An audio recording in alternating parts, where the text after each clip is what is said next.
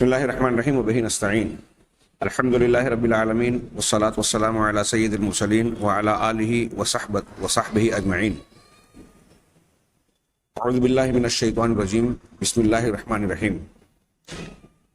آمن الرسول بما انزل الیہ من ربہ والمؤمنون کل آمن باللہ وملائکتہ وکتبہ ورسلہ لا نفرق بین احد من رسلہ وقالوا سمعنا واطعنا غفرانک ربنا والیک المصیر.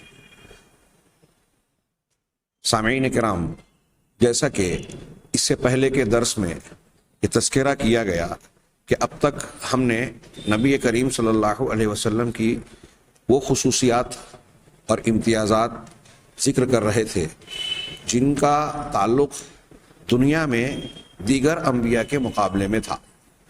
یعنی دنیاوی اعتبار سے کچھ احکامات اور امور میں، فضائل میں اللہ تبارک و تعالیٰ نے نبی کریم جناب محمد رسول اللہ صلی اللہ علیہ وسلم کو دیگر انبیاء کرام پر فوقیت، فضیلت یا کچھ امتیاز عطا فرمایا. یہاں سے چند ایسے امور کا تذکرہ کیا گیا ہے مبحث ثانی کے زیر ماتحت، جس میں نبی کریم صلی اللہ علیہ وسلم کو آخرت میں، اخروی زندگی میں دیگر انبیاء کرام علیہم الصلاۃ والسلام کے مقابلے میں فضیلت اور خصوصیت عطا فرمائی ہے.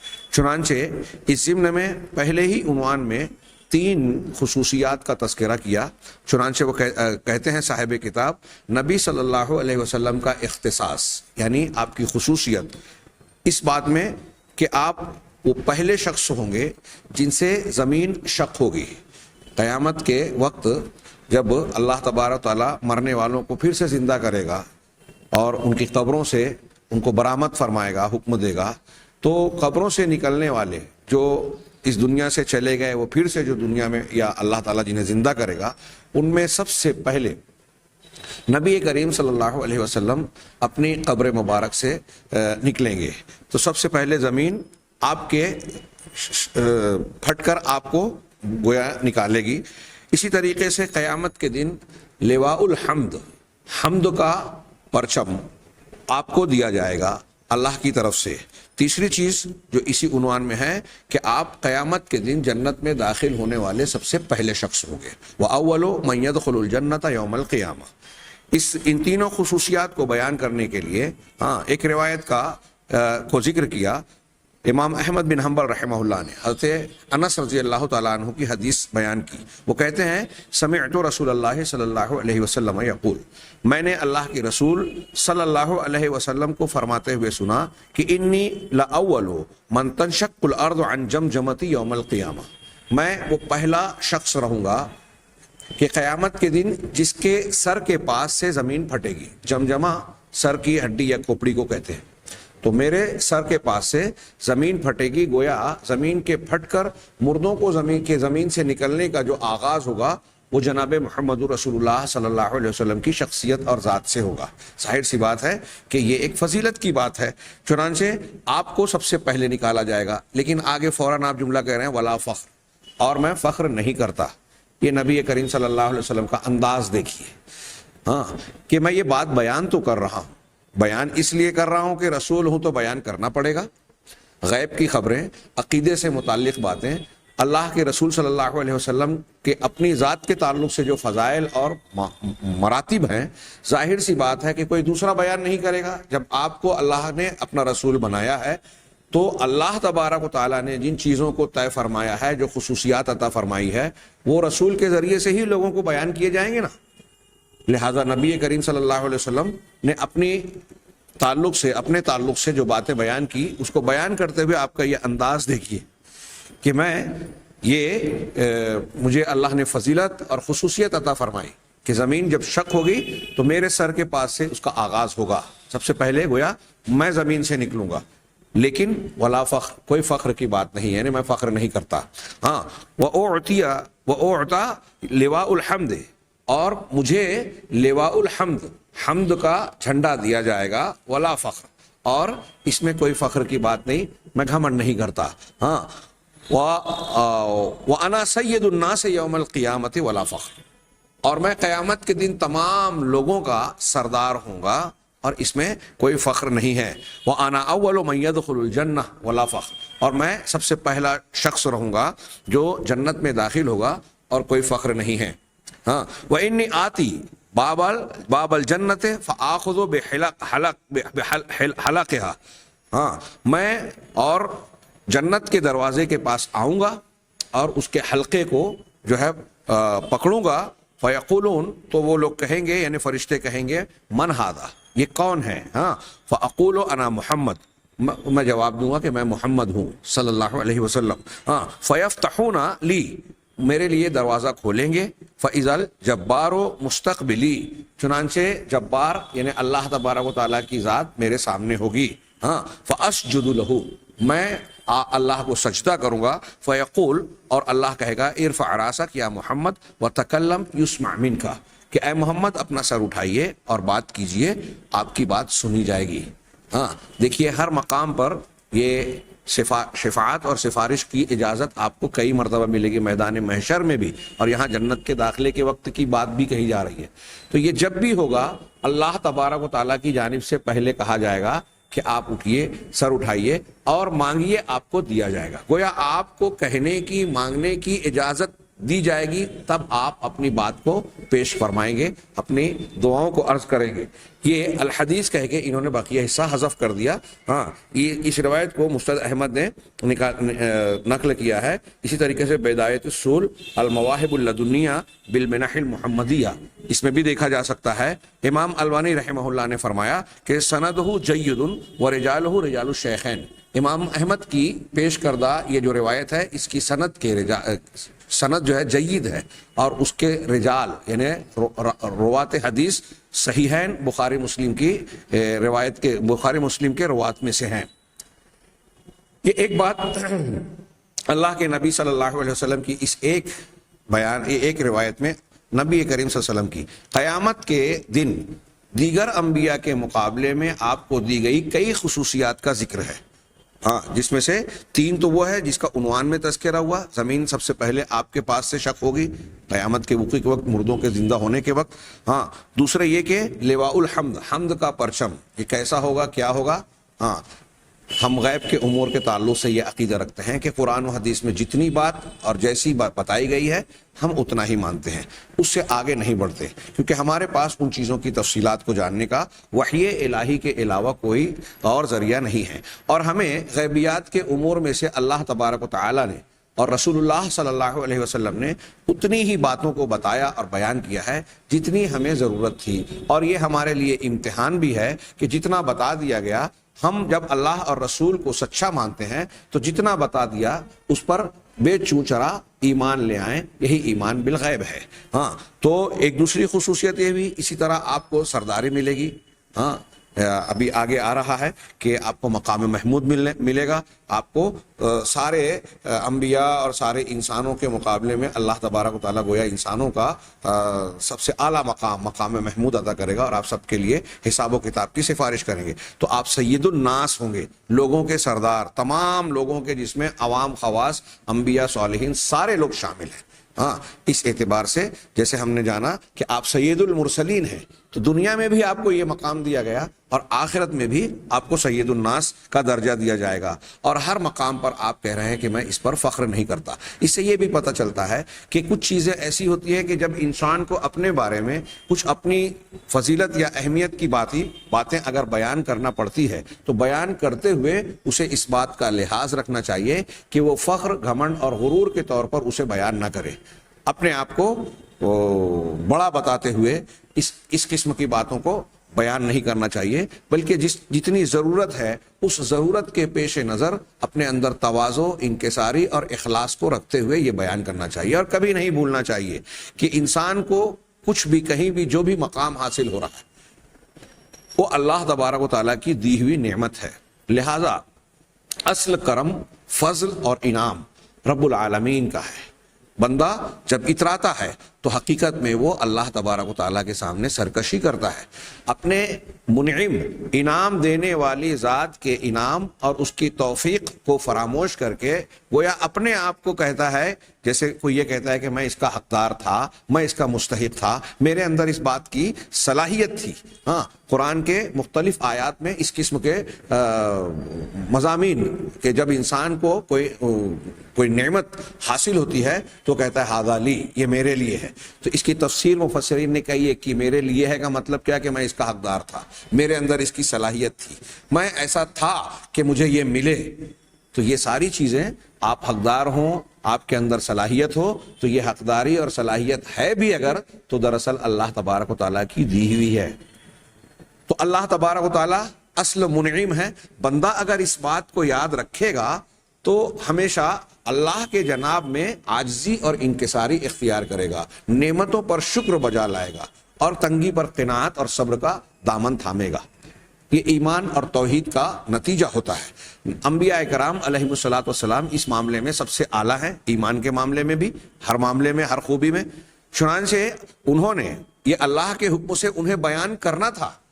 اللہ کے نبی صلی اللہ علیہ وسلم تمام لوگوں کے سردار ہیں، یہ کوئی دوسرا کہتا اگر تو کیا بات قابل اعتبار ہوتی، یا وہ درجہ اور حیثیت عقیدے اور ایمان کے اعتبار سے پاتی، اس کا شرعی درجہ وہ نہیں ہوتا جو آپ کے بیان سے اس کو حاصل ہوا ہے۔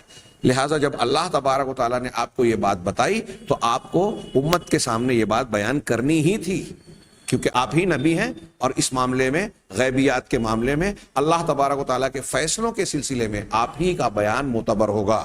چنانچہ آپ نے بیان کیا، لیکن بیان کرنے کے ساتھ ساتھ جتنی فضیلتیں اور خصوصیتیں اس روایت میں بیان کی، ہر فضیلت اور خصوصیت کے بعد آپ کہہ رہے ہیں ولا فخر، کوئی فخر نہیں ہے، گھمنڈ نہیں ہے۔ ہمیں اور آپ کو بھی جب نبی صلی اللہ علیہ وسلم کا یہ معاملہ ہے، جن کے درجے کو دوسرے انبیاء بھی جن سے کم درجے کے ہیں، اور کسی نبی کے درجے کو کوئی غیر نبی نہیں پہنچ سکتا، تو ہم جیسے لوگوں کا سوال ہی پیدا نہیں ہوتا۔ اب انتہائی کم درجے کے باوجود کسی خوبی پر، کسی مقام پر پہنچنے کے بعد اگر بندہ اکڑ، گھمنڈ اور انانیت کا شکار ہوتا ہے تو اسے سوچنا چاہیے کہ اللہ تبارک و تعالیٰ کے یہ کتنے اعلیٰ اور برگزیدہ بندے ہیں اور ان کا کیا نمونہ ہے۔ آپ کس کے سامنے اپنے آپ کو بڑا پیش کر رہے ہو؟ خیر، اللہ کے رسول نے ہر بار کہا کہ کوئی فخر کی بات نہیں ہے۔ باتوں کو دہرانے کی بجائے ہم آگے بڑھتے ہیں۔ میں سمجھتا ہوں آسان اور واضح باتیں ہیں۔ اختصاص النبی صلی اللہ علیہ وسلم بان اللہ تعالی یبعثہ یوم القیامت مقاما محمودا، نبی صلی اللہ علیہ وسلم کی یہ خصوصیت کہ اللہ تبارک و تعالی قیامت کے دن آپ کو مقام محمود پر فائز کرے گا، یبعثہ اٹھائے گا، باسط دے گا، تو آپ کو مقام محمود پر پہنچائے گا، اس کے لیے مطلب آپ کو یہ نعمت عطا کرے گا۔ مقام محمود، مقام، جگہ، محمود، قابل تعریف، یہ کیا ہوگی، کہاں ہوگی؟ روایت میں ہم دیکھتے ہیں قال اللہ تعالی لصفیہ و خلیلہ محمد صلی اللہ علیہ وسلم، اللہ تبارک و تعالیٰ نے اپنے صفی، اپنے چنندہ بندے اور اپنے خلیل محمد صلی اللہ علیہ وسلم سے کہا، جس طرح اللہ نے حضرت ابراہیم کو اپنا خلیل بنایا، اسی طرح جناب محمد رسول اللہ صلی اللہ علیہ وسلم کو بھی بنایا۔ یہ اس سے پہلے گزر چکی ہے بات۔ وَمِنَ اللَّيْلِ فَتَهَجَّدْ بِهِ نَافِلَةً لَكَ عَسَىٰ أَن يَبْعَثَكَ رَبُّكَ مَقَامًا مَحْمُودًا، اور رات کے کچھ حصے میں آپ تہجد پڑھیے اس قرآن کے ساتھ، یعنی قرآن کی تلاوت کر کے آپ تہجد پڑھیے۔ ہجود، نیند کو چھوڑنا، رات میں جاگنا، نیند کے درمیانی حصے میں جاگ کر عبادت کرنا، یعنی اس قسم کے معنی بیان کیے جاتے ہیں لغوی اور شرعی طور پر۔ تو آپ رات کے حصے میں تہجد پڑھیے اس قرآن کی تلاوت کرتے ہوئے، قرآن کے ساتھ، نافلۃ لک، یہ آپ کے لیے زائد عبادت ہے۔ اب یہ نافلۃ لک کی تشریح میں کئی لوگوں نے کہا گا کہ یہ آپ پر، دیگر امت پر تو 5 وقت کی نماز فرض ہے، لیکن آپ پر یہ ایک نماز بھی فرض ہے۔ کچھ لوگوں نے یہ معنی کیا، کچھ لوگوں نے کہا نہیں، یہ نفل ہے، یعنی دوسروں کے لیے نوافل یا نیکیاں جو ہیں، سنن وغیرہ، یہ گناہوں کی تطہیر کے لیے ہوتی ہے، اور آپ کے تو گناہ ہے ہی نہیں، لہٰذا آپ کے رفع درجات کے لیے ہے۔ اور اسی بنیاد پر بعض اہل علم کہتے ہیں کہ نبی کریم صلی اللہ علیہ وسلم کے لیے بھی تہجد کی نماز نفل اور سنت کا ہی درجہ رکھتی تھی، مطلب آپ پر بھی فرض نہیں تھی، لیکن آپ کی عادت مبارکہ یہ تھی کہ آپ جب کوئی کام شروع کرتے تو اس پر مداومت کرتے، ایک عمل آپ کرتے تو آپ ہمیشگی برتتے۔ آپ نے عصر کے بعد ظہر کی 2 رکعت سنت چھوٹ گئی ایک مرتبہ وفود سے ملاقات کے درمیان، تو آپ نے عصر کی نماز کے بعد پڑھا۔ امت کے لیے عصر کی نماز کے بعد جو ہے، یہ ہم خصوصیات میں عملی امت کے مقابلے میں خصوصیات میں ذکر آئے گا، میں ایک مثال دے رہا ہوں۔ تو آپ نے عصر کے بعد 2 رکعت پڑھی، حضرت ام سلمہ رضی اللہ تعالی عنہا نے لونڈی کو بھیج کر جو پوچھا، پوری روایت آئے گی انشاءاللہ، تو آپ نے وضاحت کی کہ وہ 2 رکعت چھوٹ گئی تھی اور میں نے اسی کو پڑھا ہے۔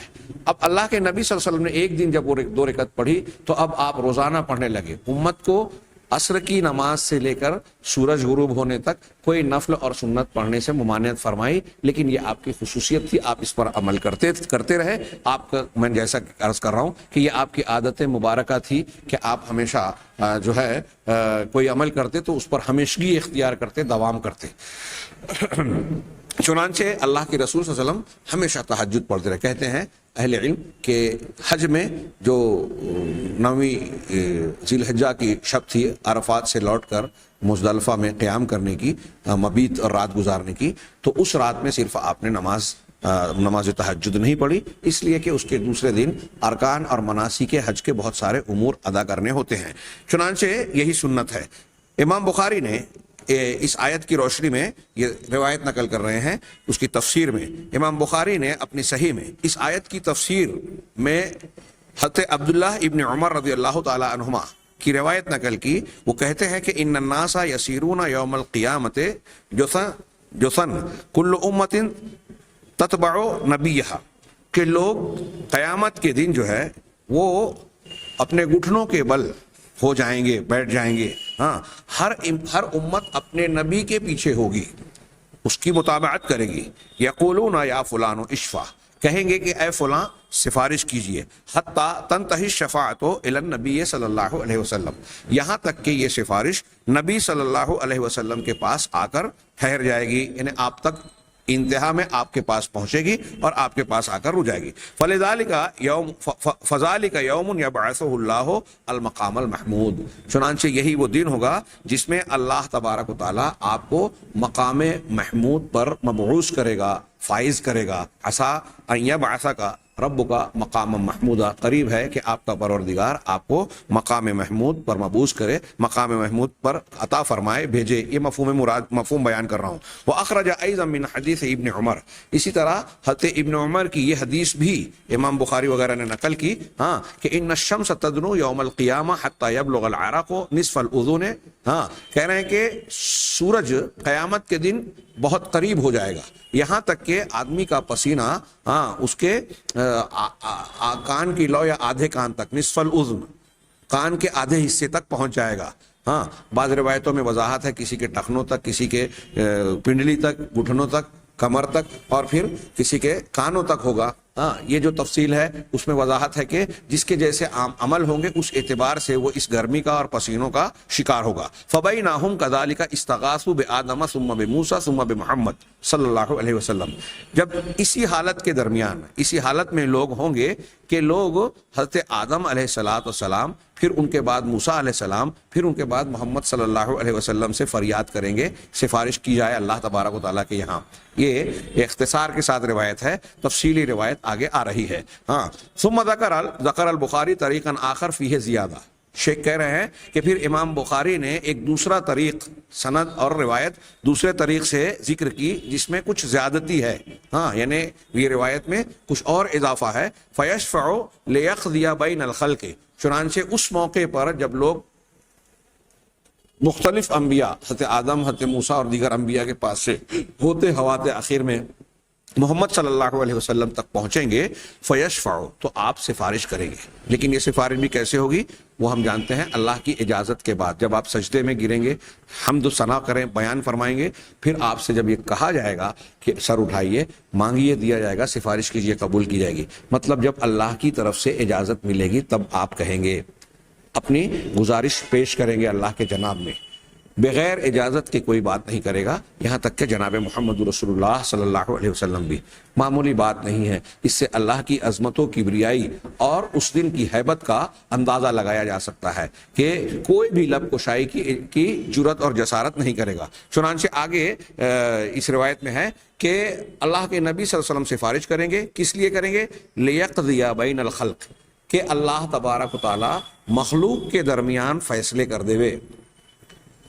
تو یہاں اس روایت میں تذکرہ ہے، ابھی جو لمبی روایت آ رہی ہے اس میں جب سفارش کا تذکرہ کرنے کی بات آئی تو اس سفارش کی بجائے آگے کی سفارش کا تذکرہ کیا گیا ہے، جس میں جناب محمد رسول اللہ صلی اللہ علیہ وسلم اپنی امت کے گنہگار لوگوں کو جہنم سے نکالنے کی بات کہیں گے۔ چنانچہ یہ اس روایت میں وضاحت ہے، اور یہ روایت بھی جو ہے صحیح بخاری میں موجود ہے۔ تو آپ لوگوں کے سفارش کریں گے تاکہ اللہ تعالیٰ لوگوں کے درمیان فیصلہ کر دے، ان کا حساب و کتاب کر کے ان کے انجام تک پہنچانے کا فیصلہ کر دے۔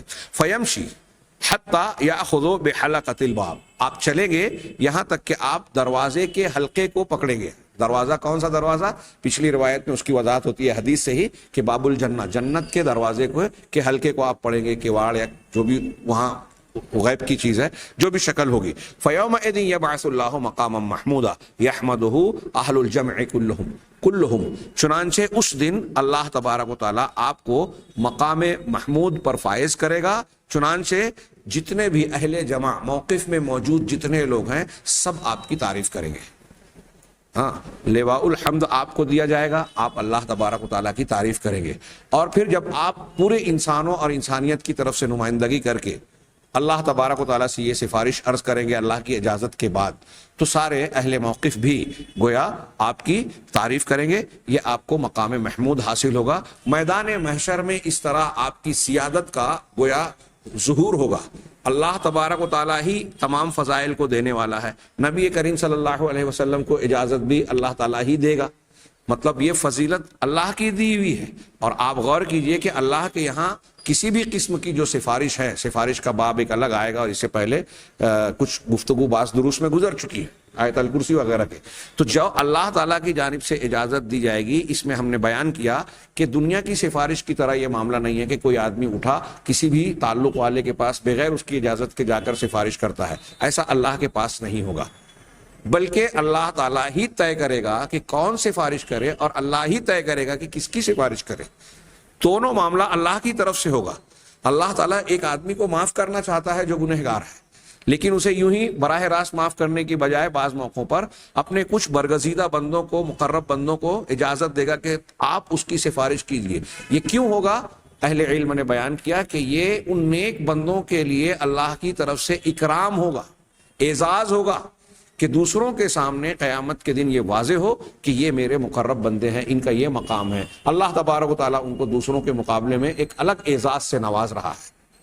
تو جناب محمد رسول اللہ صلی اللہ علیہ وسلم کو یہ مقام محمود کا دیا جانا، سارے انسانوں کی طرف سے آپ کو سفارش کا اختیار یا حق دینا، یہ ایک تو اللہ تبارک و تعالیٰ کی طرف سے انعام ہے، اور یہی انعام آپ کی خصوصیت ہے، آپ کے خصائص میں سے ہے، جو یہ بتا رہی ہے کہ نبی کریم صلی اللہ علیہ وسلم کا درجہ اور مقام اللہ تبارک و تعالیٰ کے نزدیک دیگر عام انسانوں ہی سے نہیں بلکہ دیگر انبیاء کے مقابلے میں بھی بلند ہے، اور یہ مقام اللہ ہی نے عطا فرمایا۔ یہ آپ کی بہت عظیم الشان خصوصیت ہے جو میدان محشر میں واضح ہوگی۔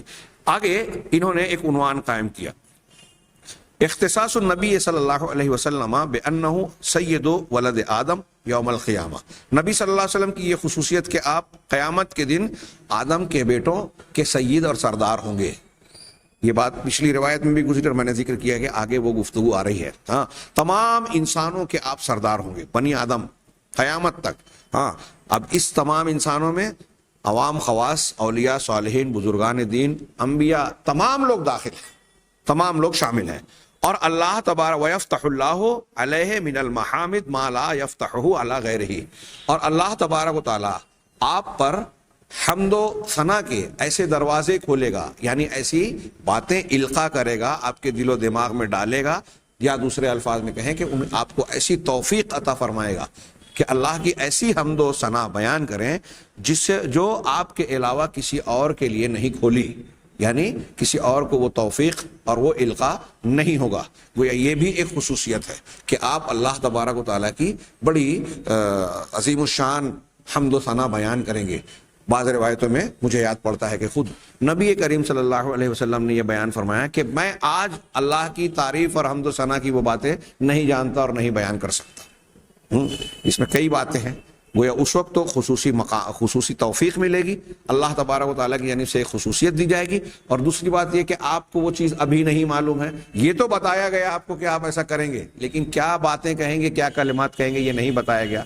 اس سے یہ پتہ چلا کہ آپ عالم الغیب نہیں ہیں. غیب کی اتنی ہی باتیں آپ جانتے تھے جتنا اللہ بتاتا تھا. تمام انبیاء کا یہی معاملہ ہے. اور نبی کریم صلی اللہ علیہ وسلم کو جو غیب کی باتیں بتائی گئی اور آپ نے امت کو بتائی, تو ہم اور آپ بھی اسے جان گئے. تو ہم بھی غیب کو جاننے والے یا غیب پر ایمان رکھنے والے ہو گئے. جنت جہنم, اللہ تبارک و تعالیٰ کی صفات اور اس کی غیب سے متعلق خبریں, اللہ کے متعلق جو کچھ ہم جانتے ہیں وہ سب غیب ہی کی تو باتیں ہیں. ہمیں معلوم کیسے ہوا؟ قرآن کے ذریعے سے, نبی کریم صلی اللہ علیہ وسلم سے مروی احادیث صحیحہ کے ذریعے سے. تو اب ان چیزوں کی بنیاد پر ہم بھی غیب کو مانتے ہیں اور اس پر ایمان و یقین رکھتے ہیں.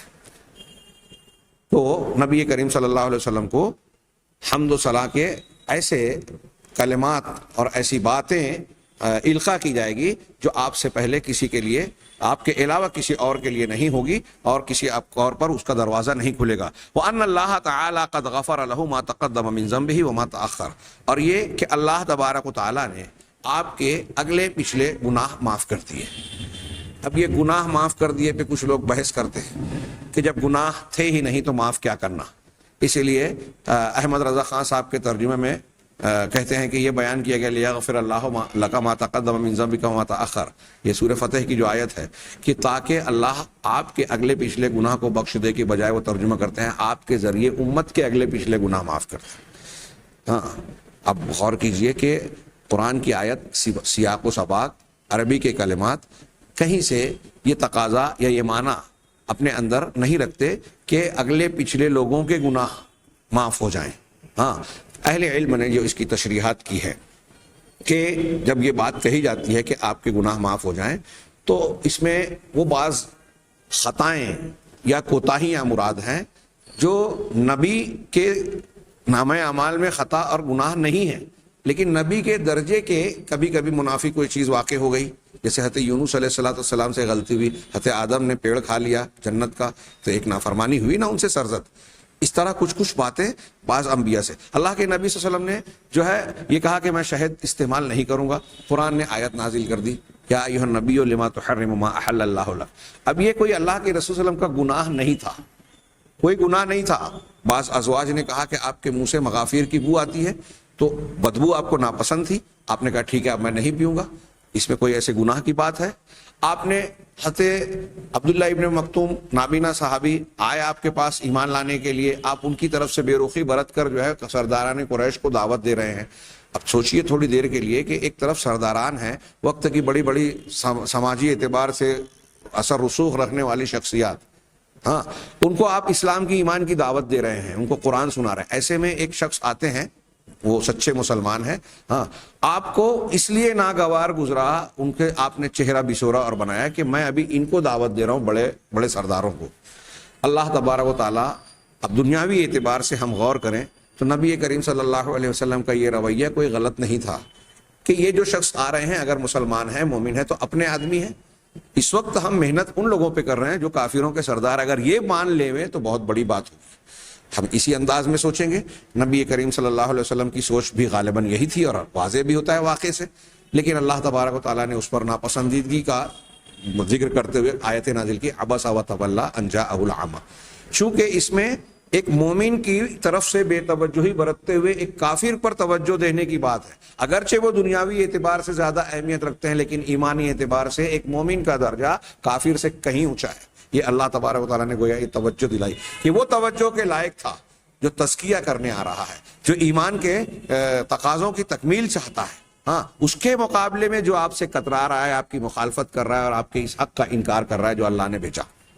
ہاں, تو اب اس طریقے کی کچھ چیزیں ہیں جس کو ہم غلطیاں کہہ سکتے ہیں, یا اللہ تبارک و تعالیٰ نے جسے ناپسند کیا, اگرچہ وہ چیزیں صاف ہو گئی تو اس کی بخشش اور پھر ایک معنی یہ کہ انبیاء کرام علیہ الصلوۃ والسلام کی بخشش کا معاملہ مطلب آپ کے رفع درجات کی بات ہوگی. اور بھی کچھ تشریحات کی ہیں, ہمیں اس وقت اس کی تفصیل کی طرف ضرورت نہیں تھی, لیکن اللہ کے نبی صلی اللہ علیہ وسلم کی گویا یہ خصوصیت بیان کی گئی ہے, اور یہ اس تناظر میں بیان کی گئی ہے کہ جب میدان محشر میں مختلف انبیاء کے پاس انسانوں کا ایک گروہ جا کر ان سے گزارش کرے گا کہ آپ اللہ کے یہاں سفارش کیجئے, تو اکثر نبی سوائے حضرت عیسیٰ کے جن کے پاس جائیں گے سب اپنی غلطیوں کو یاد کریں گے, اور تمام نبی کہیں گے کہ آج مجھے میری اپنی فکر ہے, نفسی نفسی نفسی. لیکن جب نبی کریم صلی اللہ علیہ وسلم کے پاس آئیں گے تو آپ یہ جملہ نہیں کہیں گے, بلکہ اس کے برخلاف آنے والے آپ سے خطاب کریں گے, اور خود حضرت عیسیٰ علیہ الصلوۃ والسلام کے پاس جب جائیں گے تو وہ جناب محمد رسول اللہ صلی اللہ علیہ وسلم کو اس کی طرف بھیجتے ہوئے, معاملے کو پھیرتے ہوئے یہ بھی آپ کی خصوصیت بیان کریں گے کہ یہ ایسے بندے ہیں محمد صلی اللہ علیہ وسلم کہ اللہ تعالیٰ نے ان کے اگلے پچھلے سارے گناہوں کو معاف کر دیا. تو گویا یہ جب آپ کی خصوصیت ہے, اور اس کے بالمقابل دوسرے انبیاء یہ کہہ رہے ہیں کہ مجھے ڈر ہے, میں نے یہ غلطی کی تھی. جیسے مثال کے طور پہ موسیٰ علیہ السلام کہیں گے مجھ سے ایک جان کا قتل ہو گیا جس کا مجھے حکم نہیں دیا گیا تھا, میں اللہ سے ڈر رہا ہوں. تو اگرچہ اللہ تعالیٰ نے آپ کو معاف کر دیا تھا, اللہ تبارک و تعالیٰ نے اگرچہ معاف کر دیا, لیکن اس وقت کی دہشت اور ہولناکی کا معاملہ یہ ہوگا کہ وہ اپنی اس غلطی کو یاد کر کے اللہ تبارک و تعالیٰ کے جناب میں سفارش کرنے کی بات سے گریز کریں گے, خوف زدہ ہوں گے. نبی کریم صلی اللہ علیہ وسلم کی یہ خصوصیت اس بات پر دلالت کرتی ہے کہ آپ کا وہ معاملہ اگرچہ معافی کے ساتھ گناہ تو ہے ہی نہیں, آپ کا یہ معاملہ وہاں آپ کو اللہ کے سامنے یہ خصوصیت ہوگی, آپ کو بولنے کی گویا اجازت کا ذریعہ بنے گا, آپ کو حقدار بنائے گا. اب اس ضمن میں بخاری اور مسلم کی بڑی لمبی, یہ 2 صفحات پر مشتمل لمبی حدیث ہے جس کو حدیث شفاعت کہا جاتا ہے. ہاں, حضرت ابو ہریرہ رضی اللہ تعالیٰ عنہ سے روایت ہے, اور یہ روایتیں حضرت انس وغیرہ سے بھی مروی ہیں. ہاں, لمبی روایت ہے, اور اس سے پہلے اس کی تفصیلات گزر چکی. میں اس روایت کو اپنے الفاظ میں اختصار کے ساتھ صرف بیان کروں کہ نبی کریم صلی اللہ علیہ وسلم کے پاس گوشت لایا گیا, آپ کو بکری کا شانہ پسند تھا, آپ نے اسے اپنے دانتوں سے نوچا, آپ کو پسند تھا, اور پھر اس کے بعد کہا کہ میں قیامت کے دن لوگوں کا سردار رہوں گا, اور تم جانتے ہو کہ وہ کس سے ہوگا. پھر آپ نے قیامت کے منظر کشی کی کہ سارے لوگ ایک میدان میں جمع ہوں گے, اور اس ایک میدان میں آپ سوچیے کتنا بڑا مجمع ہوگا, ہم تصور نہیں کر سکتے, آج تصور بھی نہیں کر سکتے. ابتدا سے لے کے آخر تک سارے انسان ایک میدان میں اکٹھا ہوں گے, اور پھر وہاں ایک خصوصیت یہ بھی ہوگی, آج کیسا کیسا سسٹم لوگوں نے ایجاد کیا ہے, لیکن اللہ کی قدرت کا معاملہ یہ ہوگا کہ اگر وہاں ایک آدمی پورے مجمع کو دیکھنا چاہے گا تو پورے مجمع کو دیکھ سکے گا, اور ایک آدمی اگر پکارے گا, کوئی بات کہے گا, تو پورے مجمع میدان محشر میں موجود تمام لوگوں تک اس کی آواز پہنچے گی. ہاں, اور ایسی تفصیلات کے بعد یہ بتایا کہ لوگوں کو سورج قریب ہو جائے گا, اور لوگ غم اور تکلیف, دکھ اور مصیبت, گھبراہٹ اور بے چینی کے ایسے عالم میں ہوں گے کہ ان کے برداشت اور تحمل سے باہر ہوتا جائے گا.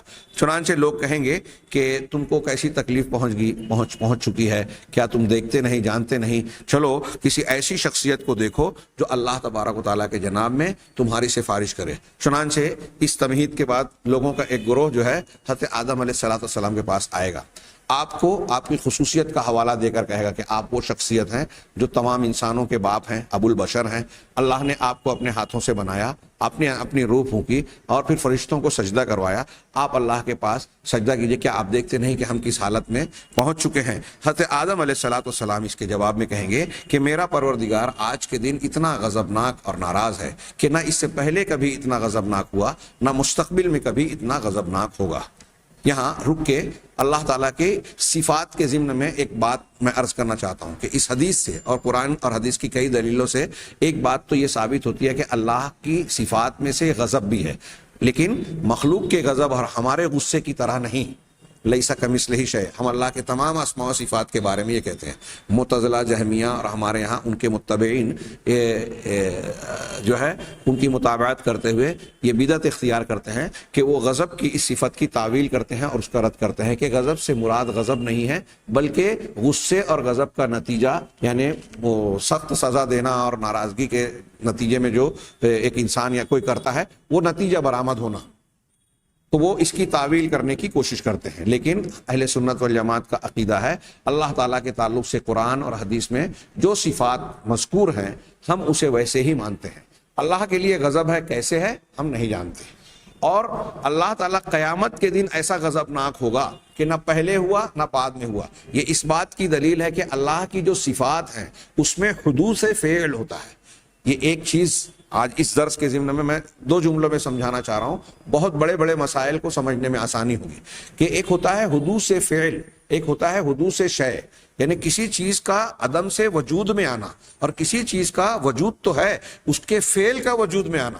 اللہ تبارک و تعالیٰ کی ذات اور اس کی جتنی بھی صفات ہیں وہ اللہ کی طرح صفات بھی ہمیشہ سے ہیں اور ہمیشہ رہے گی، جس کی کوئی ابتدا نہیں، والاول والآخر والظاہر والباطن۔ تو اللہ تبارک و تعالیٰ کے لیے حدوث نہیں ہے۔ معتزلہ کو یہی بات نہیں سمجھی، چنانچہ انہوں نے کلام کی صفت اور ایسی صفات کا انکار کیا۔ وہ کیا کہتے ہیں کہ اگر ہم یہ مانیں کہ اللہ کلام کرتا ہے تو اس کا مطلب یہ کہ پہلے نہیں کرتا تھا اب کرنے لگا، پہلے اللہ کے اندر یہ صفت نہیں تھی اب یہ صفت آ گئی تو یہ تو حدوث ہو جائے گا۔ مطلب یہ کہ جب کلام کی صفت آئی تو خوبی ہے اور جب نہیں تھی تو خامی تھی۔ اس لیے کلام کی صفت کو ماننے سے یہ لازم آئے گا کہ ہم اللہ کے بارے میں یہ عقیدہ رکھیں کہ پہلے اللہ کے اندر ایک خوبی موجود نہیں تھی، کمی تھی، خامی تھی، لیکن یہ ان کی سمجھ کا جھول اور ان کی کمزوری ہے، غلط عقل ہے، عقل کی بنیاد پر عقل کے خلاف بات ہے۔ کیسے کہ اللہ تعالیٰ کا کلام کبھی بعد میں کرنا اگر ہم یہ مان بھی لیں تو کہ ٹھیک ہے، وہ کہتے ہیں جب کوئی نہیں تھا تو اللہ نے کس سے کلام کیا، اور جب مخلوق ہوئی تو کلام کیا، تو ہم اس کا جواب یہ دیتے ہیں، اہل سنت نے اس کے 10 جواب دیے ہیں، جس میں سے ایک موٹا سا جواب یہ ہے کہ اگر کوئی صفت آپ کے اندر یا کسی کے اندر موجود ہے تو کیا وہ ان صفات کا ہر وقت استعمال کرتا ہے؟ ہاں، ابھی میں بول رہا ہوں، ہاں میری بات اگر آپ سن رہے ہیں تو آپ خاموش ہیں، آپ خاموش ہیں تو کیا آپ متکلم نہیں ہیں؟ آپ کے اندر کلام کی صفت نہیں ہے؟ ہے، لیکن اس وقت آپ بول نہیں رہے ہیں، سن رہے ہیں۔ ہاں، ایک آدمی یا میں ہی کہہ رہوں، میں لکھنا جانتا ہوں، لکھ سکتا ہوں، اردو میں عربی میں لکھ سکتا ہوں، لیکن اس وقت میں نہیں لکھ رہا ہوں، یعنی اس وقت میں کاتب بالصفت تو ہوں، یعنی صفت میں کتابت کرنے کے لائق ہوں، کاتب کی صفت سے متصف ہوں، لیکن بالفعل کاتب نہیں ہوں، اور جس وقت میں لکھنے لگتا ہوں تو کاتب بالفعل ہو گیا۔ ایسا ہی معاملہ اللہ تبارک و تعالیٰ کی فعلی صفات کا ہے۔ صفات فعلیہ ایک صفات ذاتیہ ہیں جو ہمیشہ اللہ کی ذات سے جڑی ہے۔ صفات فعلیہ کا جب اللہ چاہتا ہے تب اس کے فعل کا حدوث ہوتا ہے، صفت کا حدوث نہیں۔ اچھی طرح یہ جملہ یاد رکھیے کہ اللہ کے اندر صفت کا حدوث یعنی صفت پیدا نہیں ہوتی، ہاں صفت پہلے سے موجود ہے، ہمیشہ سے کامل درجے میں۔ وہ جب چاہتا ہے تب اس صفت کا ظہور ہوتا ہے۔ جیسے یہاں اس حدیث میں یہ بتایا کہ قیامت کے دن اتنا غضبناک ہوگا کہ نہ پہلے ہوا نہ بعد میں۔ اتنا غضبناک اللہ تعالیٰ آج ہو سکتا ہے کہ نہیں ہو سکتا ہے؟ ہو سکتا ہے، اس کے اندر یہ صلاحیت قدرت ہے۔ اس کے بعد ہو سکتا ہے کہ نہیں ہو سکتا ہے؟ ہو سکتا ہے، لیکن اللہ کی یہ مشیت ہوئی کہ قیامت کے دن اتنا غضبناک ہوگا، لہٰذا اسی دن اتنا غضبناک ہوگا۔ تو یہ حدوث فعل ہے۔ ایسا ہی اللہ تبارک و تعالیٰ کی تمام صفات فعلیہ کا معاملہ ہے کہ جب اللہ کی مشیت ہوتی ہے تب اللہ تبارک و تعالیٰ اس صفت کو اختیار فرماتا ہے۔ جب اللہ نے چاہا تو پیدا کیا۔ معتزلہ اور یہ عقل پرستوں کے اگر ہم فلسفے کو مانیں تو کیا ان سے ہم سوال کریں کہ کیا اللہ تبارک و تعالیٰ کو خالق ہم مانتے ہیں تو اس وقت خالق ہوا جب اللہ نے مخلوق کو پیدا کیا؟ جی نہیں، اللہ خالق ہمیشہ سے ہے، لیکن جب چاہا تب خلق کیا۔ تو ایسے ہی اللہ کا کلام کی صفت ہاں ہمیشہ سے ہے، لیکن جب چاہا جس سے چاہا کلام فرمایا۔ ہاں یہ اختصار کے ساتھ میں نے بیان کیا۔ حضرت آدم یہ جواب دیں گے کہ میرا پروردگار آج جتنا غضبناک ہے نہ اس سے پہلے ہوا نہ اس کے بعد ہوگا، بعد ہوگا کبھی۔ اور اس اللہ نے مجھے ایک درخت سے منع کیا تھا اس کا پھل نہ کھانا، لیکن میں نے نافرمانی کر لی۔ نفسی نفسی نفسی، میرا نفس میرا نفس میرا نفس، مطلب مجھے آج میری فکر ہے، میں خود مطلب پریشانی میں ہوں، خوف میں ہوں، دہشت میں ہوں کہ مجھ سے ایک غلطی ہوئی تھی، اللہ اتنا غضبناک ہے کہیں اس غلطی پر میری پکڑ نہ کر لے۔ قیامت کے دن کی دہشت اور ہولناکی کا اندازہ لگائیے، یہ ابو البشر کی بات ہے۔ پھر وہ بھیجیں گے حضرت نوح علیہ السلام کی طرف، لوگ وہاں جائیں گے، آپ کی خصوصیات کا ذکر کریں گے کہ آپ عبد شکور ہیں، آپ ایسے ایسے ہیں۔ وہ بھی اپنی غلطی کو یاد کر کے اس کا تذکرہ کریں گے، اللہ کے غضب کا ذکر کریں گے سیم حضرت آدم علیہ السلام کی طرح، اور پھر اس کے بعد انہیں حضرت ابراہیم کی طرف بھیجیں گے۔ آپ اپنے 3 ثلاث کذبات جو حقیقت میں جھوٹ نہیں ہے. دیکھیے وہ جھوٹ مان کر اس سے خوف زدہ ہوں گے. جس کو ہم کہہ رہے ہیں قرآن میں جس کا ذکر کہ وہ حقیقت میں جھوٹ نہیں ہے، اگرچہ وہ گناہ اس معنی میں نہیں ہے جس کو ہم گناہ کہیں، لیکن انبیاء کرام علیہ الصلوۃ والسلام اپنے درجے اور مقام کی بنیاد پر اس معاملے میں خوف زدہ ہوں گے کہیں اللہ اس پر گرفت نہ کر لے. ہاں، چنانچہ وہ بھی عذر کریں گے، نفسی نفسی نفسی کہیں گے، اللہ کے غضب کا حوالہ دیں گے، انہیں آگے بھیجیں گے حضرت موسیٰ علیہ الصلوۃ والسلام کے پاس. حضرت موسیٰ علیہ الصلوۃ والسلام کا جواب بتایا میں نے کہ وہ قتل والا ذکر کریں گے، اور اللہ کے غضب کا حوالہ دینے کے بعد نفسی نفسی وہ بھی کہیں گے کہ مجھے اپنی فکر ہے، مجھے اپنی فکر ہے، میں اپنے بارے میں خوف زدہ ہوں. تم عیسیٰ علیہ الصلوۃ والسلام کے پاس جاؤ، ان کے پاس جائیں گے، وہ بھی اللہ کے غضب کا ذکر کریں گے، لیکن اپنی کسی غلطی کا تذکرہ حدیث میں وہاں نہیں ہے کہ انہوں نے کوئی ذکر نہیں کیا. اور پھر آپ جناب محمد رسول اللہ صلی اللہ علیہ وسلم کی طرف جانے کے لیے کہیں گے اذهبوا الی غیری، اذهبوا کیا ہے، وہ کہیں گے کہ محمد صلی اللہ علیہ وسلم کے پاس جاؤ، اور وہ لوگ آئیں گے اور کہیں گے کہ اے محمد آپ اللہ کے رسول ہیں اور خاتم الانبیاء ہیں، اور اللہ تبارک و تعالیٰ نے آپ کے اگلے پچھلے گناہ معاف کر دیے ہیں. یہ آپ کی خصوصیات کے طور پر ذکر کیا. حضرت عیسیٰ کی خصوصیات کہ آپ اللہ کی روح ہے، تو آپ نے بچپن میں جو ہے مہد میں جو ہے لوگوں سے کلام کیا. یہ تذکرے ہوں گے، ہر نبی کی کچھ خصوصیات کا تذکرہ کر کے وہ ان سے گزارش کریں گے. اور پھر نبی کریم صلی اللہ علیہ وسلم، میں اکثر کہا کرتا ہوں، غور کیجئے کہ یہ انبیاء کرام دیگر آپ کے علاوہ نفسی نفسی نفسی کہیں گے. آپ کا یہاں یہ معاملہ بیان کیا گیا کہ آپ نفسی نفسی نہیں کہیں گے. دوسری حدیثوں میں یہ ہے کہ قیامت کے دن، بلکہ اس میں بھی ہے کہ اللہ کے رسول کہیں گے امتی امتی امتی، میری امت، اے اللہ میری امت میری امت. یعنی وہاں اپنی غلطیوں کو یاد کر کے دیگر انبیاء اپنی فکر کریں گے. نبی کریم صلی اللہ علیہ وسلم اللہ کی حمد و ثنا کرنے کے بعد، اجازت ملنے کے بعد اپنی امت کی فکر کریں گے.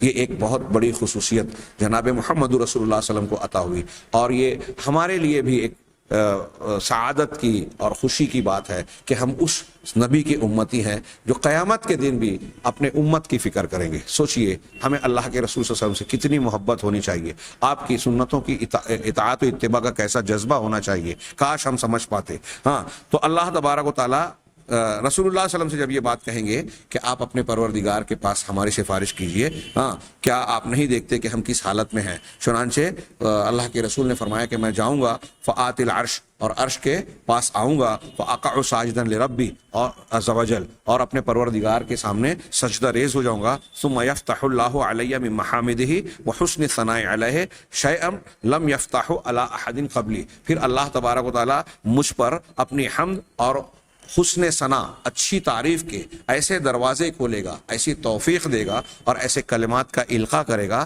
جسے مجھ سے پہلے کسی اور کو جس کی توفیق نہیں ملی ہوگی. ثم یقال، پھر مجھ سے کہا جائے گا، مطلب آپ سجدے میں ہوں گے، آپ حمد و ثنا بیان کریں گے. غور کیجئے کہ براہ راست سفارش نہیں کر رہے ہیں. اب آپ سے کہا جائے گا یا محمد ارفع راسک، اے محمد آپ اپنا سر اٹھائیے، سل تعطا، مانگیے آپ کو دیا جائے گا، واشفع تشفع، اور سفارش کیجئے آپ کی سفارش قبول کی جائے گی. ہاں، فارفع راسی، تب میں اپنا سر اٹھاؤں گا، فاقول، اور میں کہوں گا امتی یا رب یا رب، امتی یا رب، پر اے پروردگار میری امت میری امت. کتنی بڑی خصوصیت ہوئی ہے. دیگر انبیاء کہہ رہے ہیں نفسی نفسی نفسی. یہ تنقیص نہیں ہے، ان کی بے عزتی نہیں ہے.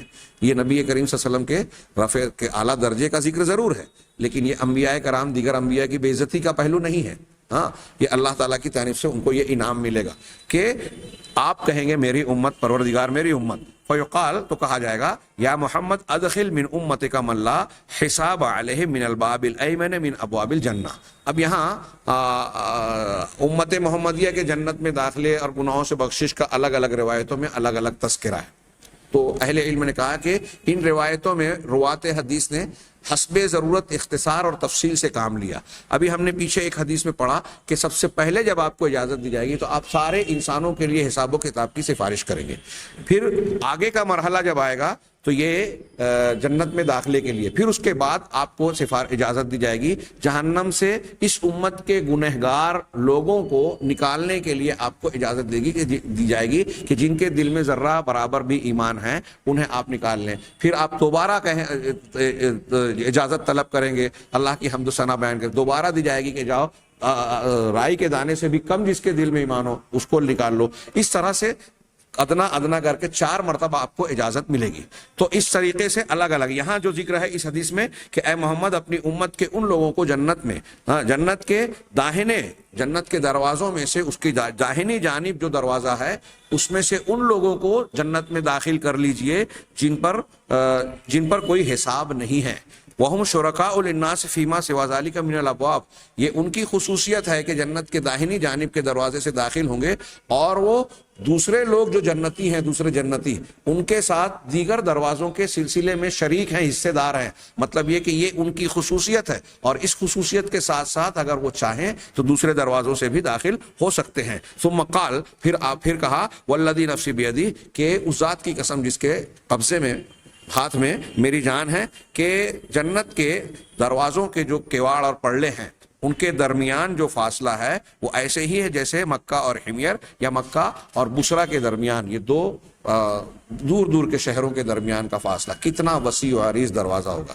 ہاں یہ اللہ کے نبی صلی اللہ علیہ وسلم کی شفاعت کبریٰ اور میدان محشر میں آپ کی سرداری کی خصوصیت کو بیان کرنے والی لمبی حدیث ہے جس کو ہم نے اختصار کے ساتھ بیان کیا. اللہ تبارک و تعالیٰ سے دعا ہے کہ ہمیں دین کو سمجھنے اور اس پر عمل کرنے کی توفیق دے. وآخر دعوانا ان الحمد للہ رب العالمین.